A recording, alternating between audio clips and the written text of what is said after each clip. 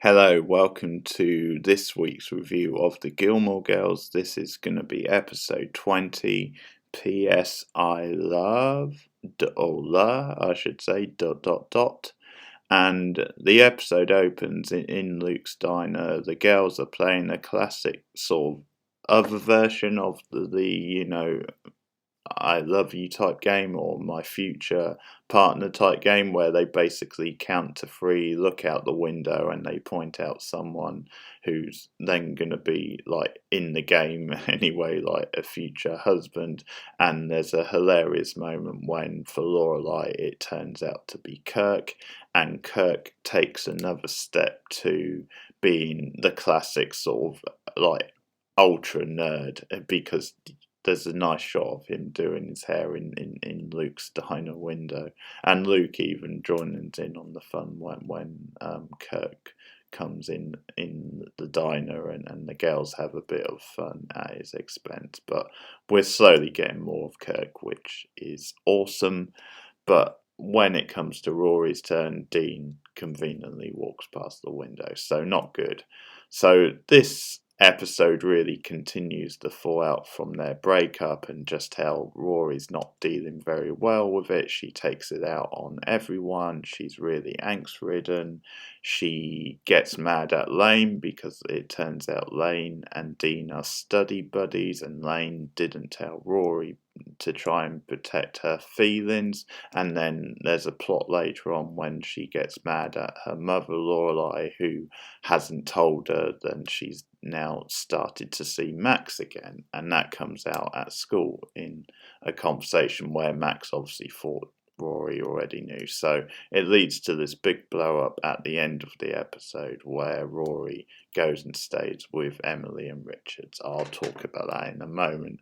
So the other plot of the episode is then Luke wants to do some birthday shopping for Rachel, but he doesn't sort of know what to get her. He gets her a hilarious, kind of useless present, bumps into Lorelai, and she not only offers to help him out by going to the mall, a place that he hates. I love his rationale for hating the mall. He mentions how the the workers are overworked but also underpaid. He has all these reasons. So, man of the people, Luke, I love it. But Lorelai says, "Okay, I'll do it for you." And scene of the episode, without doubt, is Lorelai coming into Luke's diner with all these shopping bags. She really goes the extra mile. It's absolutely knockout stuff from her because she buys Rachel the novel to out of Africa because she mentions how she's not read the novel but would like to. She buys a trendy little camera bag. She goes for well, but she doesn't just buy all these amazing gifts for Rachel. No, no, no. While she's there, she decides to dress Luke. So there's this hilarious scene with him being, forced into like parading himself as modeling these clothes, these suits, which are just so anti what Luke would normally want to be. His appearance. In fact, a line of the episode is probably Lorelai's about, yeah, I know the lumberjack look will never go out fashion, but to be fair, you don't always have to go around as an extra from Seven Brides from Seven Brothers. So I absolutely love that line. It's a great scene, and what happens is Rachel comes in and she actually feels really awkward. Luke says, "I'll get changed." And you don't actually see him like giving Rachel the presents, which technically Lorelai got, but technically are from Luke. But yeah, I think you can see in Rachel's facial expression because Lorelai has gone so far to like dress Luke and buy him stuff. Then I think she's starting to twig that there might be more than just a friendship there, and that definitely Luke sort of reciprocates that. And I will say I feel bad for Rachel because she's actually quite likable. I've said this in other episode reviews, then they do actually make her quite, solid as a person, likable. I like the friendship we've seen with her and Lorelai. And obviously she's not in Lorelai's league because Lorelai is the heroine of the show. She's the icon and she's absolutely awesome as she proves in this scene. But I do feel a bit bad for Rachel in that scene, feeling like a bit of a second fiddle. So Lorelai is an absolute star in this episode. It's a great character beat anyway for her to go this extra mile, even though there's sort of subtext showing. And there's little dramas with her and Max about, her not telling people about them seeing each other, which Max kind of questions. And there's a nice little scene at the end where she actually phones him up and says, "Right, I'm gonna tell everybody I know, literally everyone," and she literally starts off on the list by phoning like a distant cousin who she like barely ever sees. So that's actually a really Lorelai thing to do. So nice scene at the end. So we get into the Rory drama, and obviously things boil over. And things are made even more awkward because of Lane and Dean having the project at school and them not telling. And Lane is just such a good friend to Rory. She's so brilliant in this episode. Her going into the store for Rory to buy her stuff because Rory's afraid of bumping into Dean. She points out, hey, he doesn't actually work on Wednesdays. And her just being really supportive, looking out for Rory. And Rory just gets mad at her and gets mad at everyone about, trying to protect her and how it doesn't really help. And I think there's this thing about Rory just sometimes getting a bit fed up with small town life because everyone in that community are so tight knit and they're an extended family to Rory, and so she feels a lot of pressure.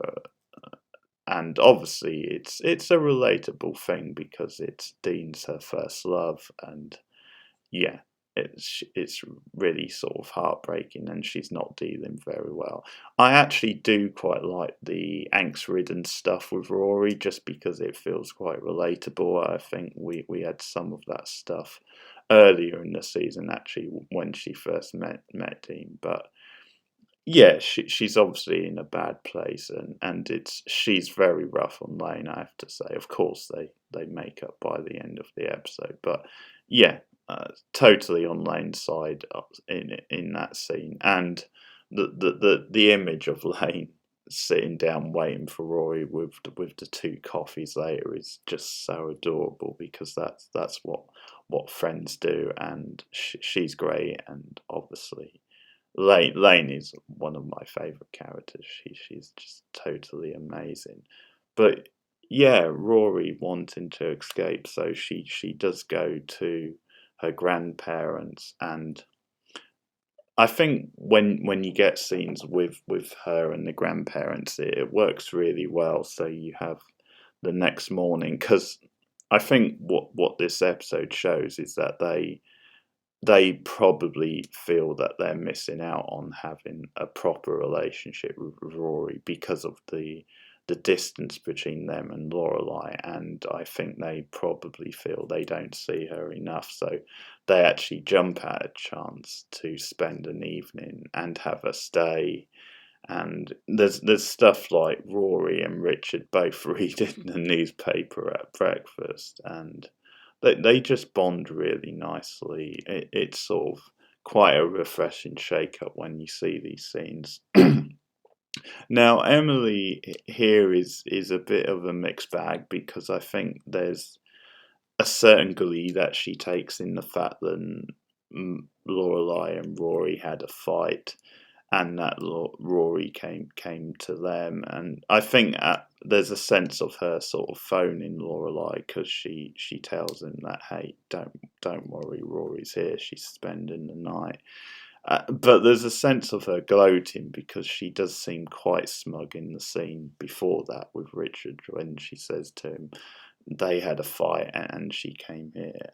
But actually, she does do the right thing later because when she tells Rory, first of all, that your mother called, and Rory's like, "Oh, is she mad?" And Emily's like, "No, no, concerned," sort of thing. So she actually does strike the right sort of tone in that moment with Rory, and it's obviously the truth. Lorelai, when Rory sort of like goes missing or just runs out and she doesn't know, she's worried sick. So very sort of relatable, realistic stuff with that. Um, so I like the stuff with the grandparents in this episode and Rory. And another thing that sort of comes to the boil in terms of the stuff with Dean is that Lorelai goes into his store and really gives him what for because she just feels like it. She's just so mad at what he's done to Rory. And again, Dean doesn't cover himself in glory because he's like he gets all defensive. He's saying about the town and how I'm made out to be the bad guy, but all I said is that I love you and just stand there. And again, he's such a douche. I mean, he's just twisting things completely because it's like, okay, so you broke up with her. And you made her out to be a villain just because she didn't respond with I love you. And I'm not saying like he's totally like the douche in that situation or something. Like maybe she could have handled it better, but obviously she was very sort of caught up in the moment and didn't know what to say. But again, I think the writers maybe have forgiven Dean for that more than I do because actually to get stroppy just because she didn't say I love you back is really, really sort of shitty. But anyway, Lorelai is there for Rory at the end of the episode and it gives her a nice little pep talk about how one day, yeah, when you're ready, you should feel free to express your emotions to the right person, not necessarily Dean. Hey, let's be real, folks. It shouldn't be Dean if we're being honest, but to the right person. So, a nice moment to end on with mother and daughter. So that's Gilmore Girls. PSI love or love. It's like LO dot dot dot. Let me know what you thought in the comments below. I'll be back with more Gilmore Girls soon. One more episode now in series 1. So thanks for listening. Goodbye.